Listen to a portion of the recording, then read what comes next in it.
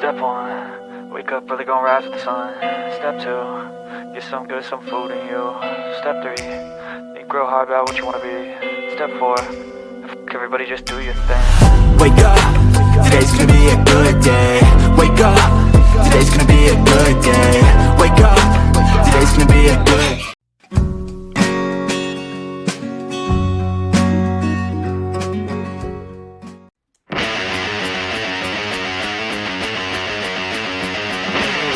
So what is up mga detective, nandito kami ngayon sa Banana Leaf at kumain kami ng ilang beses dito. Samahan nyo kami, tatakawin na naman namin kayo. Let's go!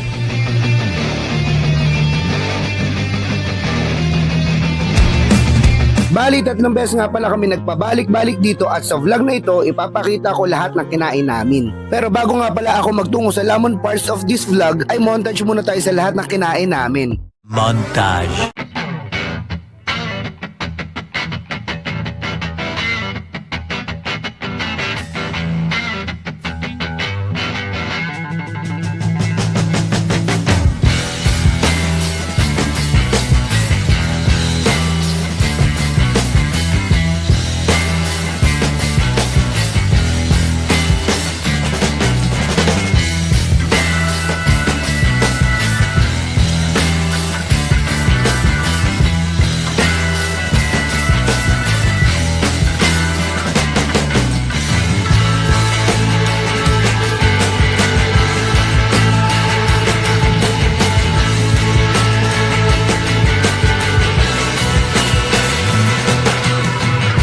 Ang first stop nga pala namin ay dito sa Green Hills branch nila, dito sa Promenade Mall. Ang unang tinikman ko ay yung beef rendang ng Indonesia na paborito ko sa lahat ng Southeast Asian dish. Luto ito sa gata o coconut milk at super lambot ng beef nito. At syempre strong ang lasa nito dahil sa mga aromatics na nakalagay dito. At super bagay din siya dito sa nasi goreng na fried rice na galing din sa Indonesia. Sobrang explosive nito sa bibig mo pag pinagsabay mo silang kainin. Iba-ibang klase ng lasa ang matitikman mo at iba-ibang layers ng flavors. Next naman itong pad thai na obviously galing sa Thailand. Ang pad thai nga pala ay isang stir-fried noodles with sweet, savory, sour sauce at syempre yung signature crushed peanut nito. Dito sa Banana Leaf ay nakahiwala yung crushed peanuts nila at yung sour component nila na lime. Meron din kasama itong crushed chilies if you want it spicy. Para sa akin ay okay itong ginawa nila. Pwedeng matansya ng mga Pinoy ang paglagay nito to match the Filipino palate at kung anong preference nila at marami din kasing allergic sa peanuts. Personally nagustuhan namin to pero hindi to the point na hanap-hanapin namin. Next naman namin itong deep fried curried chicken wings. 3 pieces chicken wings ito with a price tag of 238 pesos. May kamahalan at base experience ko sa pagkain ito ay mag-Frankie's ka na lang na wings or Chicken Joy ka na lang. Okay naman yung lasa at new to my palate pero not worth the price.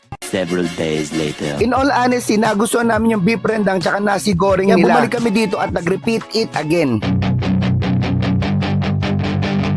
Pagbalik namin ay Malaysian seafood laksa ang unang tinikman ko. Meron tong scallops, crab sticks at shrimp at rice vermicelli ang noodles na gamit dito. Ang laksa nga pala is a popular noodle soup from Indonesia, Malaysia at Singapore. Strong ang lasa nito as expected at creamy yung sabaw dahil sa gata at curry nito. In fairness, itong dish na to ay nasarapan ako. Matutuwa ang Pinoy taste buds dito dahil coconut based ito. I mean coconut milk or gata. Yung consistency ng broth parang ramen, creamy at malasa. Strong din yung seafood flavor dito. Kaya super combo finish talaga. Sunod naman yan itong appetizer nila na roti. Nauling appetizer kasi natakaw agad ako sa amoy ng laksa. Bali ang free dip na pinili namin ay curry sauce at nag-add-on kami ng 30 pesos para sa condensed milk para matikman namin pareho. Actually yung roti itself may lasang butter na agad at perfect yung curry sauce dip dito. Marriage made in Southeast Asia. Para naman sa condensed milk dip ay na-weirdo ako nung una kasi puro savory ang mga dish dito sa Banana Leaf. Pero nung natikman namin ay sobrang bagay pala sila. Next naman itong Malaysian beef curry with potatoes. Itong dish na to kailangan talaga na mag-rice dahil rich in flavor ito. The appearance of this dish looks dull pero parang shadow clone jutsu ni Naruto ito.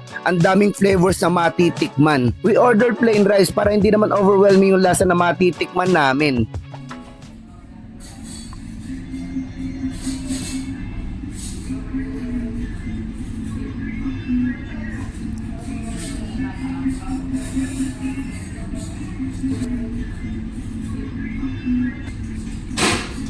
Hindi nga ako nagkamali, na-rich ang flavor nito. Nagustuhan nito ng taste buds ko at ito yung tipo ng dish na every once in a while ay hanap-hanapin ko. One eternity later. Third stop naman dito sa Estancia Mall dito sa Pasig, ang home court ko.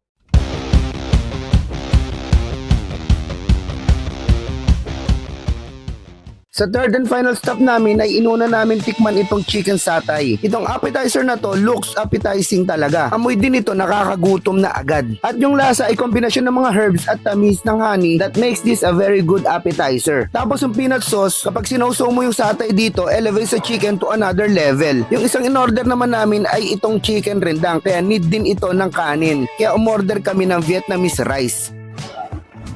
Masarap yung rice, oh. Vietnamese rice tayo, di ba?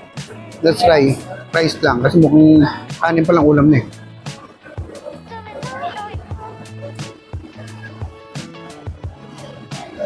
Kanin pa lang ulam na. Ngayon ulamin natin satay. Bagay siyang ulamin.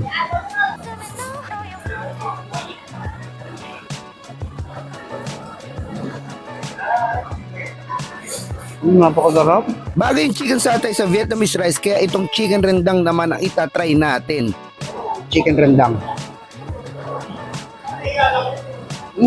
Spicy daw siya pero hindi siya ganun ka-spicy. Pero meron kasi ang daming flavors na naglalaro sa bibig ko. Yung paglalaro nila ako nag-enjoy. Yung pala ko sa kanin, no? Sarap ng kanin, sarap ng mga ulam. Last but not least, itong mango sticky rice na paborito ni Leslie. Obviously, may mango, may sticky rice, at may coconut milk. And this dessert is from Thailand. Personally, gusto ko din tong mango sticky rice kasi hindi siya ganun katamis at may layer siya ng freshness from the mango at creaminess from the coconut milk. Ang sarap. Maasim-asim, matamis-tamis yung mangga. Sarap ng rice. Sarap ng rice. Ayos pa lang. Sticky rice na. Nilason na. Plus itong coconut milk. At mas mura to. Agad na. Mahal kasi yun. Ano ba yun? Mahal yun.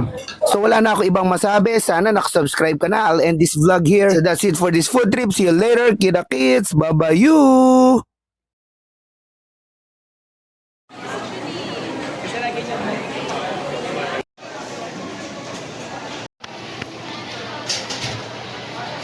Sasabi ko, two sides.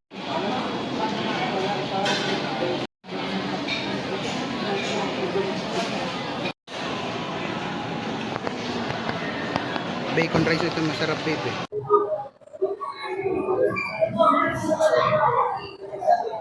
Ano muna ako? Korean chicken.